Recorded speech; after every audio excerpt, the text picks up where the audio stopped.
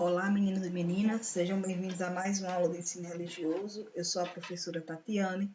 Essa aula é destinada ao nono ano do ensino fundamental 2 e nela nós vamos analisar duas lendas folclóricas, a lenda do Negrinho do Pastoreio e a lenda do lobisomem. Iniciar aqui contando um pouco da história do Negrinho do Pastoreio. O Negrinho do Pastoreio era um menino negro e escravizado que morava numa grande fazenda e trabalhava como pastor de cavalos. Um dia, o senhor do engenho pediu que ele ficasse lá pastorando os cavalos e ele perdeu um dos cavalos do senhor do engenho. Em represália a isso, para que ele aprendesse uma lição, o senhor do engenho maltratou cruelmente o Negrinho do Pastoreio com muitas chicotadas e, após isso, jogou o menino em cima de um formigueiro. Agonizando, o Negrinho do Pastoreio começa a fazer suas orações. Segundo a lenda, aparece para ele a imagem de Nossa Senhora Aparecida. E aí, Negrinho do Pastoreio, desculpa, Nossa Senhora de Fátima. E aí, Negrinho do Pastoreio pede a ela ajuda e ela mostra para ele onde é que está o cavalo.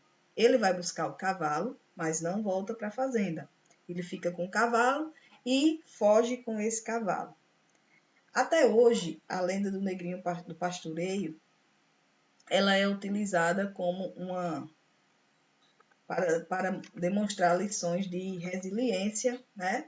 É um símbolo de um menino, o Negrinho do Pastoreio é um símbolo de fé e de superação diante da injustiça. A figura do fazendeiro vai representar a crueldade, os abusos e a injustiça do sistema escravocrata. Nossa Senhora, a aparição de Nossa Senhora representa a compaixão divina para com o ser humano. E até hoje o Negrinho do Pastoreio é invocado por pessoas que perdem algum objeto. Até hoje essa lenda ela tem essa função na sociedade. Agora vamos analisar um pouco mais sobre a questão simbólica, né, da lenda do Negrinho do Pastoreio. Esse menino ele transformou-se num símbolo contra o racismo e a memória da escravidão. Essa lenda ela é muito utilizada em escolas, na literatura infantil, em cantos religiosos e peças teatrais, e também em festas populares no sul do país. O negrinho é sempre invocado por rezas populares quando alguém perde algum objeto importante. Então, fica para a gente pensar um pouco sobre a questão do negrinho no pastoreio, sobre as injustiças sociais, né?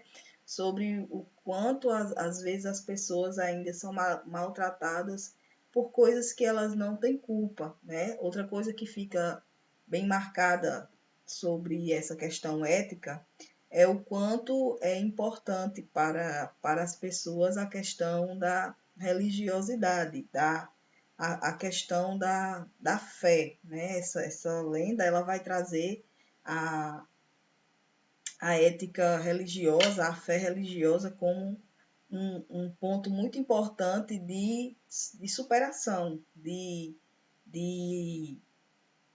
vivências, né?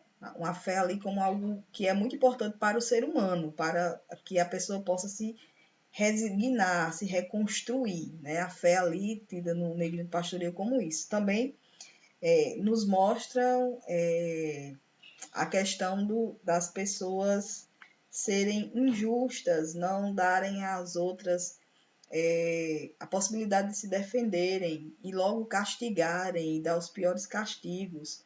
Hoje em dia os castigos são diferentes, né? Mas ainda muitas vezes, falando da questão, trazendo para a nossa vida essa lenda, muitas vezes nas relações de trabalho, entre o chefe e aquele que é chefiado, entre o empregado e o patrão, muitas vezes os patrões não dão a oportunidade do empregado se explicar, do empregado se redimir, logo eles vão ser castigados por alguma coisa que poderia ser resolvida, né? Então fica para a gente pensar sobre essas questões. Por que castigar uma pessoa antes de dar ela o direito dela se defender, dela corrigir o erro, né? Que foi o que aconteceu com o Negrinho do Pastoreio.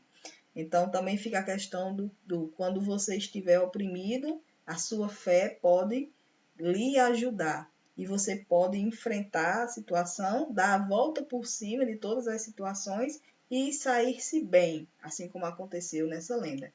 Uma outra lenda que a gente vai estudar um pouco é a lenda do lobisomem. Segundo essa lenda, normalmente quando existia famílias com 7 irmãos, o irmão mais novo ele sempre era ali acometido por uma vítima de um feitiço e nas noites de lua cheia, esse menino, esse rapaz ia se transformar num lobisomem e ele saía aí andando pela noite e tocando terror contra pessoas e animais que eles encontravam pela frente e agindo como uma fera incontrolável. E no amanhecer do dia, esse lobisomem voltava a ser uma figura humana. Então, essa lenda é muito interessante e ela faz parte da vida de todo mundo, porque essa lenda vai tratar sobre a personalidade do ser humano, a nossa dualidade, né? A responsabilidade por ações, o bem e o mal. Então, é o seguinte: o lobisomem, todo ser humano é um lobisomem.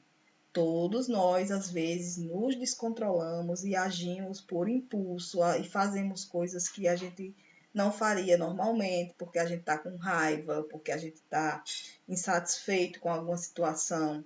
E aí, nesses momentos que a gente está com muita raiva, a gente vai tomar atitudes que depois vão recair sobre nós as responsabilidades, assim como o lobisomem, quando ele está transformado em lobisomem, ele age violentamente, age por impulso, ele destrói coisas.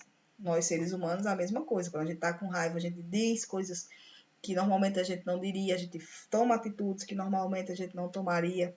Então, essa lenda do lobisomem, ela fala do ser humano, dessa dualidade do ser humano, dessa necessidade que nós temos de controlar as nossas emoções, de racionalizar as nossas emoções.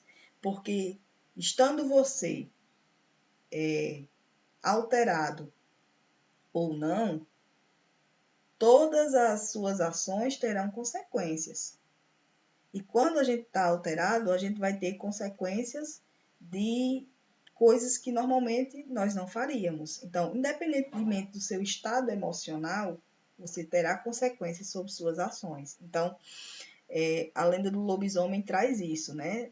Essa lição para a gente tentar controlar os nossos impulsos, controlar a nossa fera interior, controlar os nossos instintos de querer resolver as coisas com violência, com rapidez, falando palavras ruins para o outro, falando palavrão, mandando a pessoa ir para um lugar que normalmente, se você tivesse no seu eu normal, você não faria. Então, o lobisomem é essa representação do ser humano, né?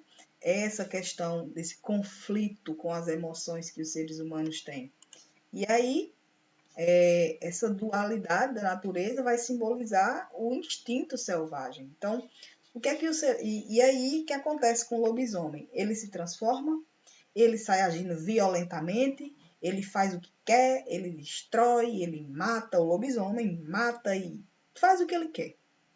No dia seguinte, ele volta, ao amanhecer, ele volta a ser uma pessoa normal. E aí, o que acontece? Ele vai estar ali com um monte de problema para resolver, que ele causou no momento de ira, no momento de fera. E o que é que acontece com a gente? A gente age sem pensar muitas vezes, e quando a gente volta a si, a gente vai estar com um monte de problema para resolver, que a gente não teria causado se a gente tivesse tentado se acalmar, se silenciar, respirar, pensar 2 vezes, né? Então, muitas vezes também essa questão dessa ira, dessa revolta aparece porque as pessoas reprimem os sentimentos. Aos poucos elas vão reprimindo, se reprimindo e um belo dia a pessoa vai ali e vira uma fera, vira um lobisomem e explode. Lição disso: não reprima seus sentimentos. Quando você sentir a necessidade de ter uma conversa com alguém, tenha, mas que seja uma conversa que você não precise sair do seu eu, que você não precisa perder o seu eixo, né? Você não precisa ser uma fera.